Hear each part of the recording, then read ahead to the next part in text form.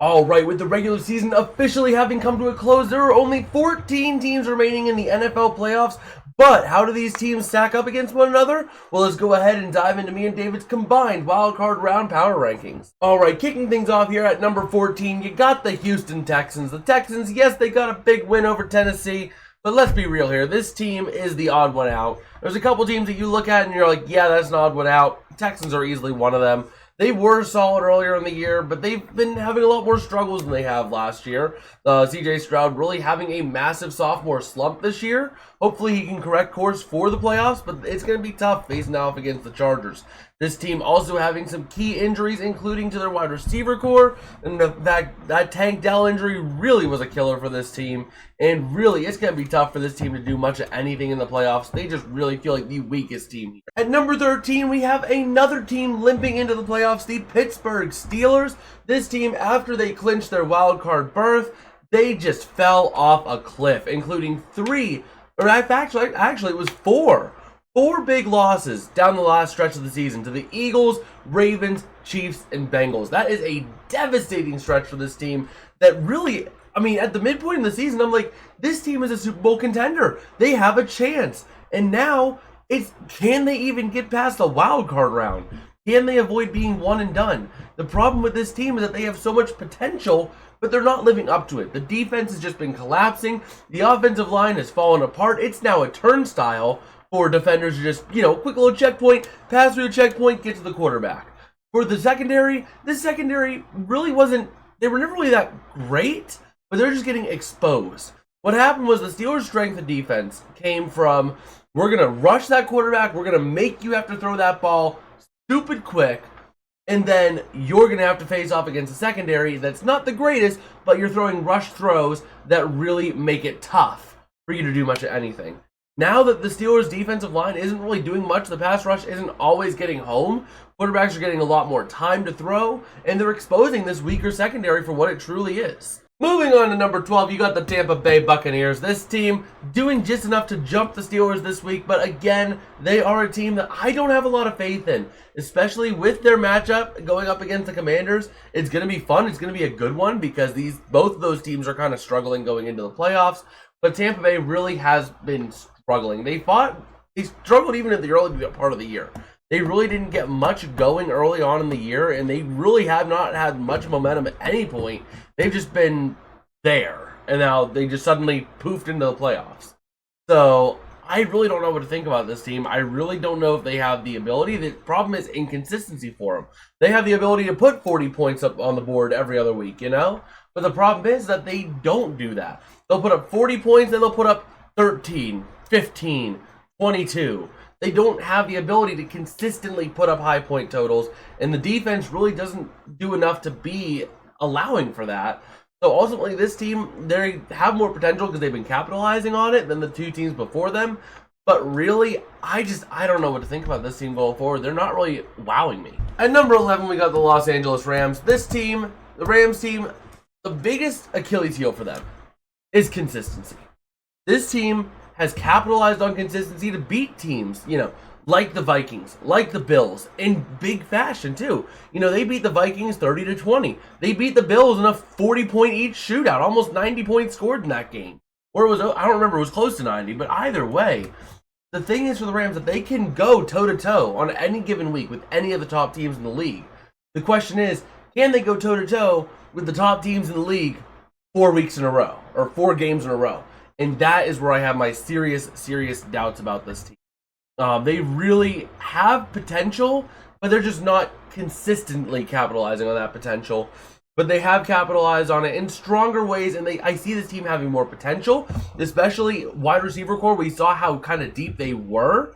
While you have your 1 and 2 with Puka Nacua and Cooper Kupp, you also have a solid rotational number 3. You need to stretch the field, boom, Tutu Atwell. You need a solid receiver that's a dependable number 3, boom, Demarcus Robinson. You need someone to come in and shake things up, boom, Jordan Whittington. You got a nice set of 3 receivers that can rotate in and out of that third receiver spot, and you don't need to be super strong there. So, and not to mention you have a strong running game spearheaded by Kyron Williams and Blake Corum. This team really has potential in offensive prowess. The big question is how far is that defense going to go, and can that defense carry? And can the offense continually stay hot? At number 10, we got the Denver Broncos. This team jumping over the Rams and being ahead of the Rams because they have been more consistent than the Rams, but they also have the same problems offensively. Bo Nix, whenever he's under pressure, turns into Mo Picks. And the team just does not do enough to support him when he's struggling like that. So realistically, there are some concerns that if this team gets into a tight spot, that they are just going to crumble like a cookie. But if they can keep in the game and keep, if they can play from ahead, that's where their strength is. They are not really a strong team to play from behind, but they can play you damn well from ahead. And that's where this team needs to play.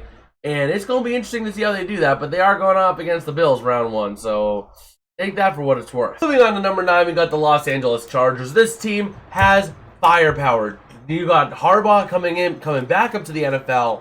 And man, his team is looking incredible. This team has power on offense. The defense has been solid. I just don't see them as being, incredible because they do have their flaws, but this team really is a well-rounded team. Offensively, defensively, they can hit you either way and do some damage.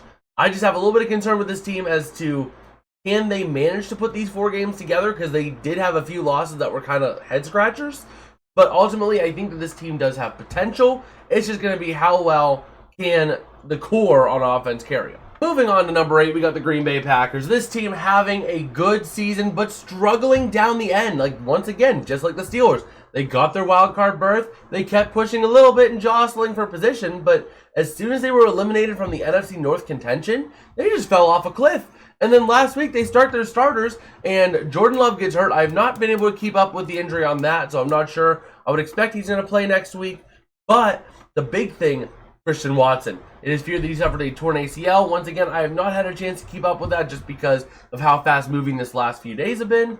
But if he is done, this team is taking a massive, massive, massive blow, especially going up against mayhaps the best team in the league right now, the Philadelphia Eagles, in the wild card round. At number 7, you got the Washington Commanders. This team, they were so good for so long, which is kind of why they are as high as they are.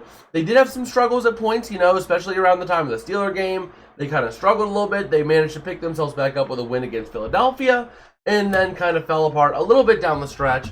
But ultimately, I really feel like this team does have strong potential. The question is, how does Jaden Daniels play?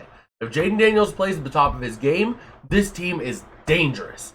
If he plays like a toddler, this team's gonna suck. That's really going to be how it comes down to. It's going to come down to can the quarterback play well? Can Jaden Daniels play well? Because the defense has been very strong under Dan Quinn, and the offense has been good when Jaden Daniels has been good.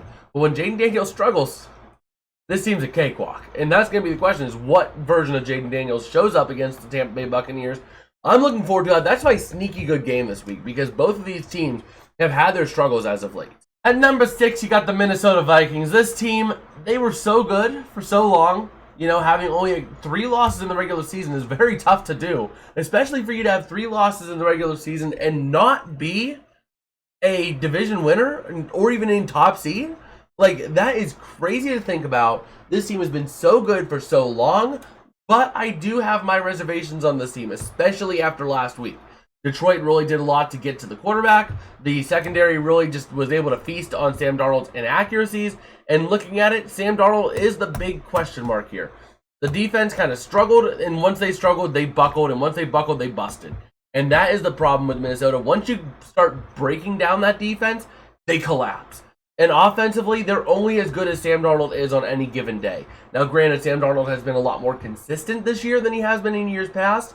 But once again, look at what happened. Sam Darnold was making horrible throws. He was overthrowing. He was throwing out to the outside. He was not where his receivers were. And that led to a horrendous offensive performance, only putting up 9 total points against the Detroit Lions on the board. And that's the key for this team's success. At number 5, you got the Baltimore Ravens. This team really getting hot at the right time. You look at the last 5 weeks, they have been incredible. This team has done everything right. They have been getting hot. They have been doing everything they need to do for the last few weeks to win the North and just really host a playoff game against the Steelers, who were once Super Bowl contenders. The Ravens are now 9.5-point favorites over the Steelers this week. And that just goes to show how strong this team is. They are really a good team. They are a fighting team, and they will pummel you either way that you want to pummel them. All right, at number 4, we got the Kansas City Chiefs. This team, only number 4, just because The record has carried them offensively, defensively. They haven't been wowing me. They've been winning games, but they have not really been that flashy team. You know, this is not one of the flashiest Chiefs teams we've seen. This is not like Patrick Mahomes' first couple of years where they're putting up 30, 40, 50 points a game. But they are finding ways to win games when they are close, and that is the key to playoff success. Can't you win the close games while also putting away opponents when you have the opportunity? And the Chiefs have managed to, get good at that. They've been really incredible at that. And ultimately, this team is honestly a really strong team to win the Super Bowl at this point. If they can keep doing what they're doing, they are a strong team. The question is, can they manage to beat some of the teams that are more the flashier versions of their team this year? Speaking of one of those flashier versions, at number 3, we got the Detroit Lions. This team really coming into their own, especially last week. Week 18, everything on the line. The defense knew what they had to do. Yes, they've been battered and bruised, but they did everything they could. They were getting to the quarterback with blitzes, off blitzes, showing one thing, doing another. They really did a great job at getting to Sam Darnold, rattling him up. The secondary doing their job when they could and when they had to.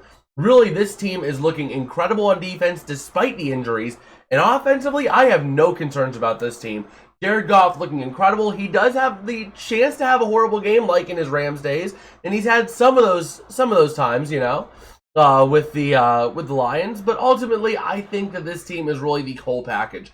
They are really flashy offensively. I just have them a bit lower because, once again, you have the defensive injuries. And you have Jared Goff's potential for his Jared Goof game, not Jared Goff. So ultimately, though, this team does have potential as long as they can keep themselves rolling effectively. Moving on to number 2, you got the Buffalo Bills. This team doing everything right. They are a 13-4 behemoth. They have really been getting hot these last few weeks. They have really been looking incredible. Yes, they benched their starters and lost, but they benched their starters. This team, with all of their starters in full strength, they are a very powerful team and a tough team to beat, especially considering they are the number 2 seed. So if Kansas City goes down, the playoffs and the path to the Super Bowl will go through Buffalo if the Chiefs fall. So really, the Bills, they have an incredible home field advantage, and they are a solid team as it is. Ultimately, this team is going to be a tough one to beat in the playoffs, between the home field advantage, between the quality of play on field. And it is just going to be tough to beat this team. Offensively, they can light you up. Defensively, they can get you to your quarterback. At times they haven't shown that. Like the Rams game, they really didn't show a defensive prowess. But once again, it doesn't matter if you give up 30 points in the game if you score 40 points. That's the thing. And that's how the Bills win games. They don't care if they give up 40 points if they put up 42. And that's just the incredible strength of this team. They can rise to the occasion. The offense will rise to whatever occasion they need to cover for the defense. And last but not least, you got the Philadelphia Eagles. This team just showing their incredible strength over the last couple weeks. Yes, they don't have Jalen Hurts, but he is looking like he is coming back. But the fact that we have seen the Eagles do incredible things with their second and third string quarterbacks over the last 2 weeks, it just goes to show how strong this team is. They don't need a top-of-the-line quarterback. You don't need Jalen Hurts or a Patrick Mahomes or a Josh Allen. You can suffice with, a Teddy Bridgewater. You can suffice with a, mid-range quarterback in that offense, and they'll still be successful. Defensively, they get to the quarterback, they generate pressure, they do what they got to do. They got one of the best corners in the league in Cooper DeJean. They really have a strong defensive package, and offensively, they can do it just about whatever they want because they will whoop you no matter who they have at quarterback. And that is the strength of this Eagles team, and that is why I am deathly afraid of the Eagles in the playoffs. Alright, well that's about going to do it for me today. If you guys did like, don't forget to smash like and subscribe as it does help me out a whole lot. Also drop down in the comments what you think of these rankings, who you think should be higher, who you think should be lower, or let me know your whole rankings down below. I want to hear what y'all have to say. And I guess with that, I will catch you guys later. Peace out and have a good one.